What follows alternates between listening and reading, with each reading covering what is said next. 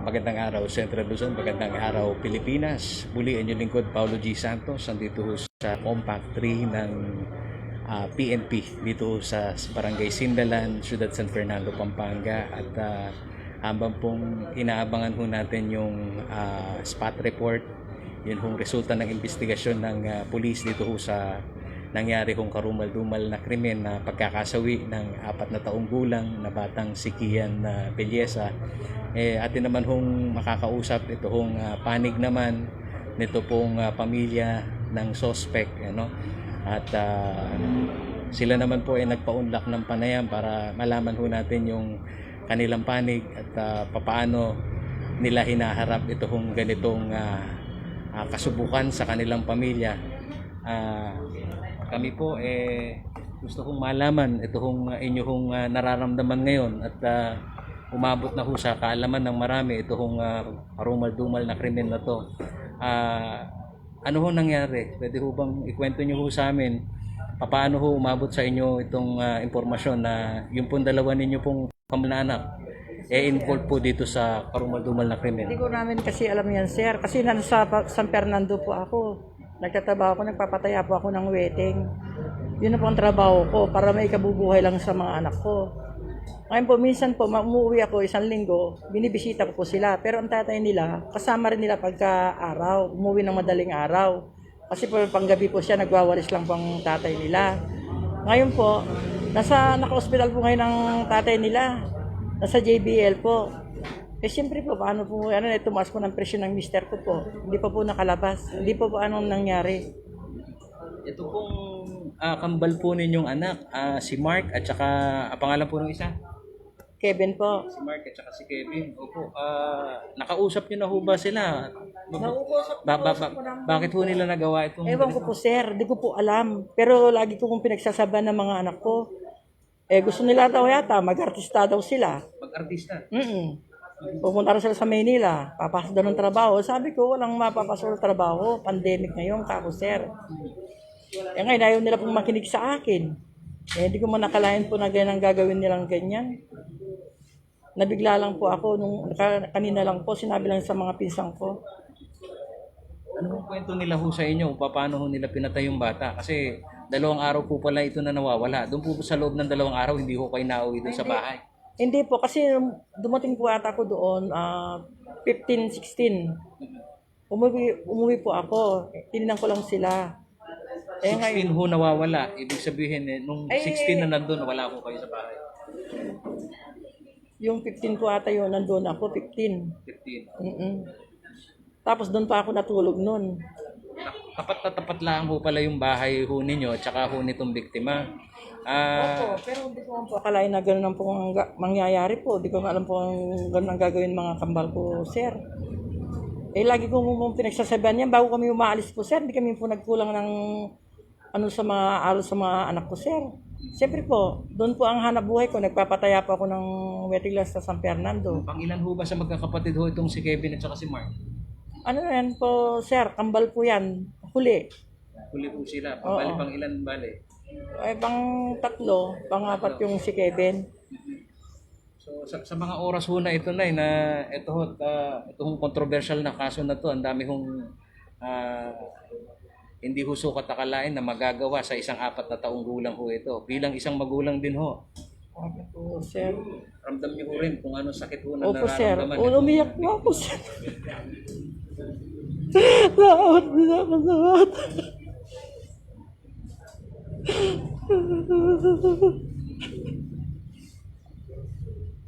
Hindi ko makakalain po kaya gagawin ng mga anak ko sa...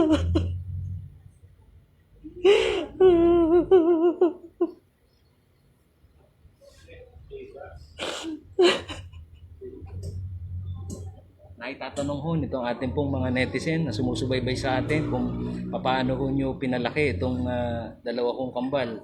Ito kong kambal. Okay naman po yan, sir. Hindi naman po ganyan po ano nila nung pinalaki ko po, sir. Hindi ko po alam kung bakit po nagawa nila yung ganyan.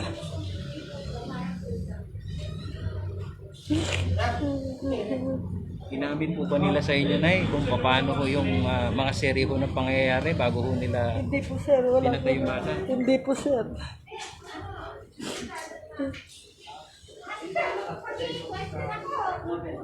Ano hong plano ho ninyo ngayon, Nay? Dahil ito ho may due process ho dito sa ganitong klase ng kaso. Ano hong inyong plano ho ngayon? Ano hong binabalak niyo ho ngayon?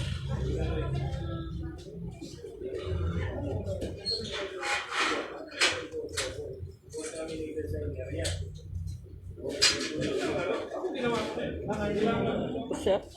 Sige po, naiintindihan ho namin kayo, Nay. Ito kung dumating ho sa inyo ho na hamon sa buhay, kami rin po ay umaabang kung paano ho itong usad ho nitong hustisya na to. Pero sa initial ho na impormasyon, mga kaibigan, dito ho sa statement na nitong dalawang suspect, parang dyan pakita mo lang kung asan tayo ngayon. Dito tayo sa detention cell ng Compact 3. Ayan ho, sina Kevin at saka Mark. Kevin, ano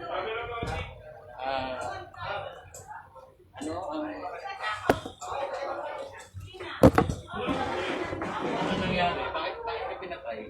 Bata? Kasi gusto po namin pumunta sa Manila po para samahan ko po mag-boxing si kuya ko. Tapos magtrabaho na po sana kami doon. Kasi nag-apply na po kami dyan sa Sindalan. And sa Maimpis po, sa mga fast food, wala po talaga. Dahil sa pandemic po, nagbabawas pa po sila. Wala po talaga kaming mahanap na trabaho. Tapos, kaya alam po namin masama po ito. Hindi namin po na talaga ginagawa talaga to, first time lang po.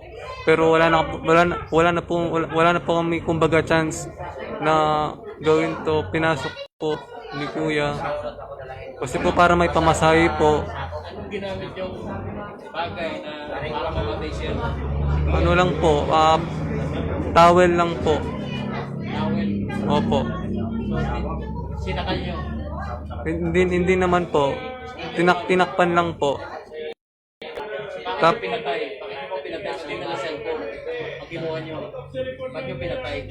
Yun nga sir, maraming nag-advise kung dapat cellphone na lang yung kinuha niya. Pero sumigaw po na baka po kasi mapahiya po kami sa labas pag nalaman po. Kasi pag buhay po siya, maaari po siyang sumumbong noon. Kaya nagawa po namin, baka po sumigaw pa lalo, mas sinano po na lang po namin noon. Kailan nyo pinatay? Nung 16 ho. Wala ba kayong gusto sabihin dito sa pamilya ng biktima? Pinatay nyo? Galit na galit sila sa inyo? Na ano po kasi naawa rin po ako sa mga ginagawa po namin. Sinabi ko rin po sa kanya na huwag niya pong gawin yun, pero pinipilit niya po talaga. Ako po talaga yung... Siya po talaga. Baka na po talaga dito. Kasi kung inaano ko po talaga siya, masasaktan niya rin po. Kasi po sir, gusto po namin sana pumunta sa Manila. Ayaw po kami payagan pumunta. Pinipigilan po kami. Kaya po, yan, yung tatay ko po, nasa hospital po. Tumas po yung presyon dahil sa amin. Kasi gusto mo namin po kami tatlo sana pumunta sa Manila po, sa Pasay. Makipagsapalaran po sana sa boxing. Tsaka sama niya po ako. Magtatrabaho na rin po. Tsaka mag-commercial sana. Boardwalk po sana. Tsaka sa journey niya po sa Sasra. Kasi 2 years na rin po rest of 5 years 5 years rest of year po kasi yan, nagtitake po sila. Ako po sa The Clash every year po. Yung pagpatay, hindi option yun para makakuha nyo yung pangarap nyo. Dapat po mayroon po kasi support of love sa family ko. Kung yun po, wala naman po kulang sa pag-advise sa amin. Puro okay naman po yung buhay po namin araw-araw. Sakto po dumadaan yung araw. Dapat binigay po, sana po yung mga magulang ko binigyan po kami ng konting konting pera para mapagluwas po kami. Kaya na rin po namin po kasi yun, Pa dito sa pagpatay, ano pang kasong kinasakutan niyo dati? Nagnakaw na rin ba kayo dati? Wala rin. Ito pa lang ang ginawa niyo? Oo po, first time lang ho namin nagawa to.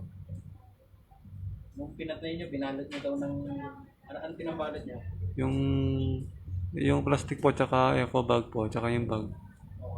Yun. Nung tinapon nyo, saan nyo tinapon? Doon sa, di ko po, kasi madilim po yun, di ko po alam yung kabisado yung daan po doon eh. Madilim po yung ano, doon po, sa Pagka Talaiban. umiiyak pa lang yung bata, makakawa ka na, di ba? Opo. Nung umiiyak pa, hindi kayo naawa? Naawa po. Ba't di na lang cellphone ang kinuha nyo kung nagnanakaw na? Yun nga po, yung sa akin po sana, sabi ko, di bali, pumunta kami sa kanila na kahit itakpan lang yung mukha, kahit na i-tsa lang ganun sa bahay nila, sa loob, di naman totally mano, ilalaki lang pintuan, tapos kukunin lang cellphone. Pero hindi man siya mamamatay po, masasaktan lang siya.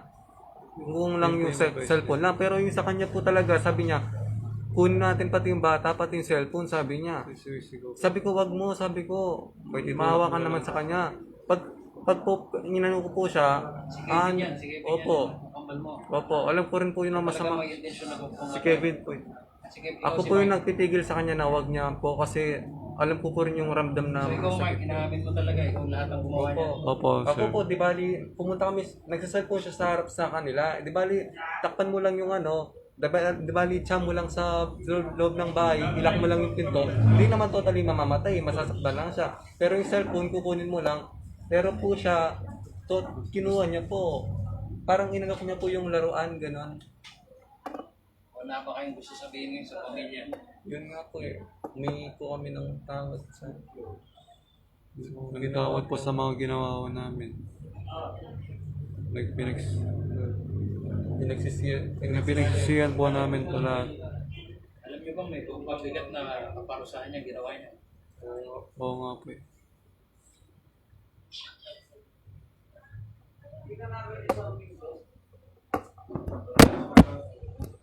Yan po ang panig nitong dalawang kambal. Medyo nakapanlalambot lang ho mga kaibigan pagka naririnig ho natin yung katwiran na sa isang material na bagay nagawa ho nilang kitli ng buhay nitong kaawa-awang paslit. 4 years old pa lamang ho si Baby Kian.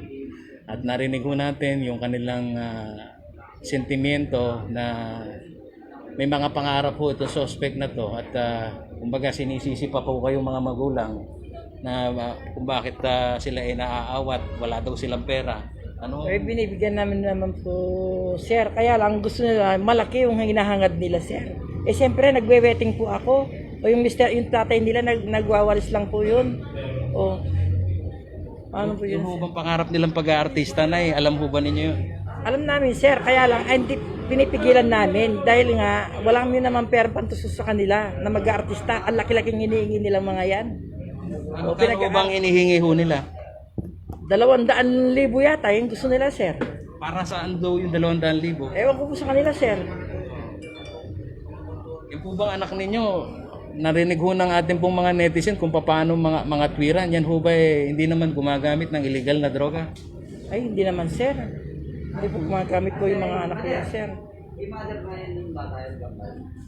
Narinig ho nyo silang mga twiran ano hong gusto nyo sabihin sa kanila? Ayan, naririnig ho kayo. Kausapin nyo ho sila narinig ho ninyo kung paano nila sabihin na may mga pagkukulang din ho daw Ano kayo. pagkukulang namin sa inyo, Makmak? Binibigay namin ng gusto nyo. Ay, yung inangad yung malaki ng pangarap, hindi na may bigay yun. Alam mo naman yun. Sabi ko, makinig kayo sa akin. Yung sinasabi namin sa inyo, maghintay lang kayo. Alam mo naman ang tatang nyo, nagwawalis lang sa palengke. Paano naman kung di mo nakapupunta sa palengke? Paano naman? Anong kakainin nyo? Nag-aaral po ba yung dalawang yan? Dati, sir, nag-aaral sila sa Kalulot. Tumigil po sila dahil nga sa pandemic po. Hindi na po pumasok, pinapapasok po sila, ayaw pa nila pumasok. Ang kwento po nung isa, talagang yun lang, isa yung may intention na patayin yung bata. Ay, wala po. Sino ho dito yung nakikita ho ninyong meron talagang ugali na hindi ho kaayaya. Ay, si John. Pero hindi ko talaga sir. Alam ko mabait naman yung mga anak ko, sir. Hindi ko akalain pong ganyan ang gagawin nila. Dahil bago umaalis yan, pinagsasabihan ko pa yung mga anak ko. Opo, opo, opo, ganyan lang. Saan nila gagamitin yung 200,000 piso? 200,000 piso ang hinihingi nila sa inyo? Hindi ko alam kung 100, ganyan po. Pero yun lang ang ano po, sir. Ano ho bang Mag-artista daw sila, sir. artista? Ano ho bang talent nito ang dalawang to? Ewan ko, sir, anong talent nila? Siyempre, wala naman na po ako sa bahay. Nasa palengke po ako. Minsan lang ako umuwi paglingguan. Pero yung tatay nila kasama nila pag-araw. Pagkagabi na naman, umaalis naman po yung tatay nila. Nagtatrabaho po, panggabi talaga. Pero ito ho ba wala naman hong record na baka ho sila nagkukulang sa pagkain o kaya Hindi po, sir. may tama na ho utak. Wala Tama naman po yung pagkain, sir. May pagkain naman po sa bahay namin.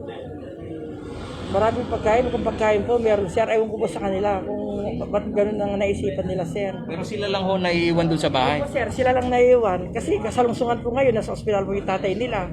Siyempre po, inaasikaso po naman, nasa San Fernando ko, pinagdadalawang pagkain yung ama nila. Silang dalawa lang naiiwan po sa bahay. Nung ano nga po, 15 lang yata o 14, umuwi po ako. Nung 15. Maraming po salamat na. Yan, naririnig po natin. Sa may natayan na lang kuya. Ate, condolence, sorry po. Pero hindi ho ganun kadali yun na Hindi ho ganun kadali na magpatawad sa ganitong pangyayari. Opo, alam ko po yun. May na rin po ako.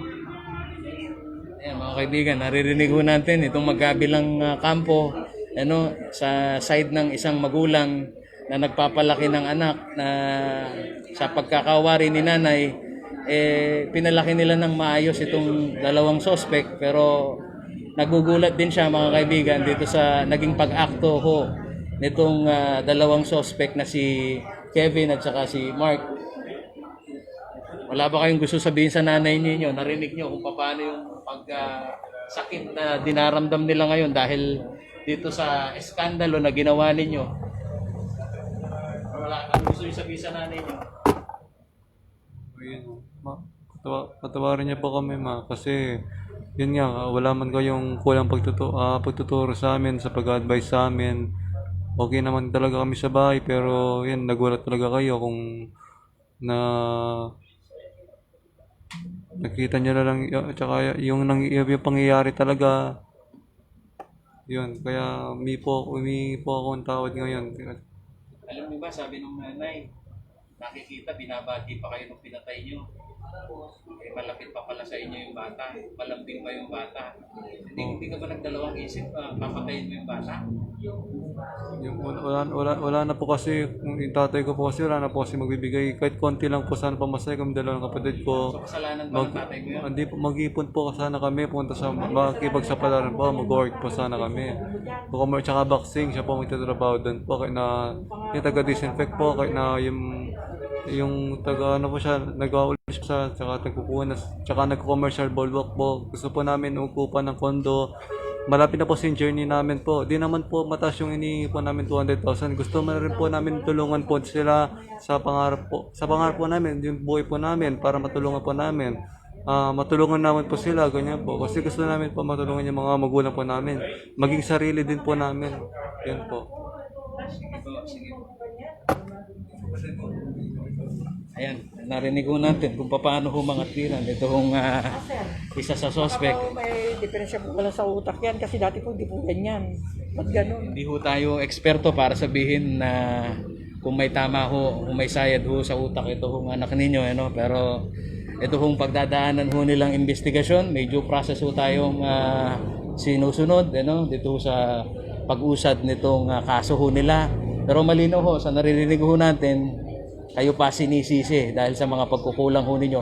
Pero sa kahit anuman dahilan, mga kaibigan, yung pagpatay, hindi mo po pwedeng ikatwiran yan. So muli, sabi ho ni Parin Johnny, inaabangan lang ho namin ito hong pagbalangkas ho nitong investigation ng PNP dito sa Sindalan para ho makita ho natin kung ano ho ang posibleng kaharaping kaso ho nitong dalawang magkapatid na si Kevin at saka si Mark. Pero sa initial ho na impormasyon na nababanggit ho sa atin nitong mga kagawad ng pulis, kapag ang isang krimen ay pinagplanuhan, baka posibleng ang asunto ho nito murder. So antabayanan ho ninyo ang karagdagan pa pong impormasyon dito ho sa pagkakapaslang dito kay Kian Belleza, na kung saan mga kaibigan, 2 araw na nawala at doon ho sa ikalawang araw, yung gabi natagpuan, tinapon ho ng magkapatid na kambal. Muli yung lingkod, Paulo G. Santos para sa CLTV 36 News Update.